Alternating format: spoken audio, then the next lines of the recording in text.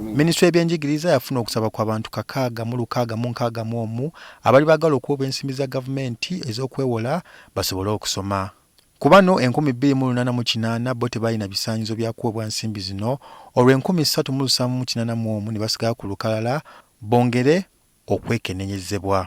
Abayizi 1,372 be beewola ensimbi okusoma digiri, ate abalala 466 ne bafuna esoma diploma. Kimanyi nti abaana bangi abatafunye ku mwaka guno lwakuba ennamba yeeyongeddeko y'abo abasabye, naye bw'oba tufunye omwaka guno oli waddembe omwaka ogujja okusaba.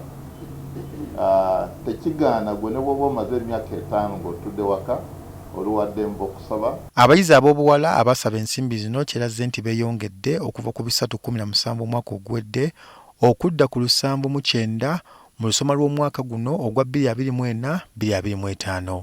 Abakulu batutegeeza nti disitulikiti zonna 137 zasobola okubaako abayizi abayitamu okufuna ensimbi zino. Kati sayansi ng'ejja mu kusomesaamu n'ennaku zino anywa nnyo okusinga liwe kyabanga nga abantu bakulaminza ebintu.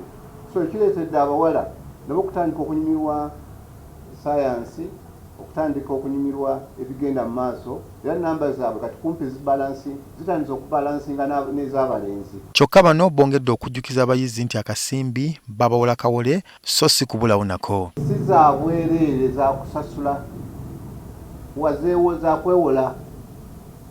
Kyetuba tugamba nti abaana abazifuna mulina okubeera abeegendereza, musome nnyo, mulabe nga muyita ate mufune omulimu.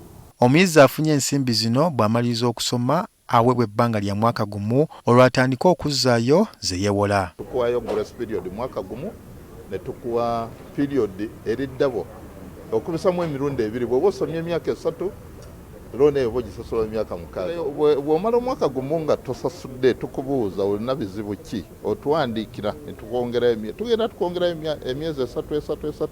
Ekibi kiri mu butatwandiikira. Ab'akakiiko akagaba ensimbi zino batubulidde okusomozebwa kubayitamu omuli ensimbi entono kyokka nga abayizi abazisaba bo beeyongera ate nga bangi ku bano be bawamma abayaaga nga bayaayaana okumala okusoma kwabwe babeeko ebiseera by'omu maaso ebitangaavu.